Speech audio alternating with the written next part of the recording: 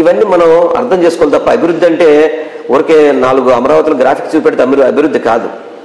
అభివృద్ధి అంటే కింద స్థాయి నుంచి పై స్థాయి వరకు ప్రతి వాడికి అభివృద్ధి జరగాల. అవి చేస్తున్నాడు ఆయన. 2 సంవత్సరాలు కోవిడ్ ఉంది ప్రపంచవ్యాప్తంగా. అయినా కానీ రాష్ట్రాన్ని ఎక్కడైనా కానీ సంక్షేమ పథకాలు ఆపడంలో కానీ సంక్షేమ పథకాలు ఎక్కడైనా ఆగినాయా? అదే చంద్రబాబు అయితే కనుక కరోనా అని చెప్పిన ఎన్నో పథకాలు కట్ చేసేవాడు. చివరికి ఆయన మెంటల్ పుట్టి ఇప్పుడు ఏమంటున్నాడు, తమ్ముళ్ళు నేనుంటే కరోనా వచ్చేదా అని చెప్పి అంటున్నాడు. అటువంటి వ్యక్తి ఈరోజు ముఖ్యమంత్రి అయితే ఏం చేస్తాడు ఇక్కడికి వచ్చి? అందుకని ఈరోజు రాష్ట్ర ప్రజలందరూ కూడా సుభిక్షంగా ఉన్నారు. చంద్రబాబు అభివృద్ధి అనేది 14 ఏళ్ళు చూశారు. చంద్రబాబు సంక్షేమ పథకం 14 ఏళ్ళు చూశారు.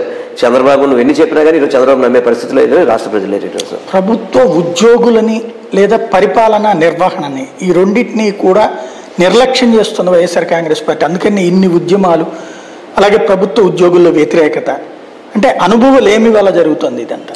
అంటే ఎలక్షన్స్ ముందు ప్రతి చోట కూడా జరిగేది ఇది. ఎందుకంటే వాళ్ళ యొక్క డిమాండ్స్ ఎలక్షన్స్ ముందు అయితే కనుక ప్రతి వాళ్ళు కూడా వాటిని అడ్రస్ చేస్తారు అని చెప్పిన ఆలోచన వాళ్ళకు ఉంటుంది. కానీ గతంలో లాగా చంద్రబాబు లాగా ఎంప్లాయీస్ ఎవరిని వదిలేయలే. ఈయన ప్రతి ఒక్క సమస్య మీద అడ్రస్ చేశాడు.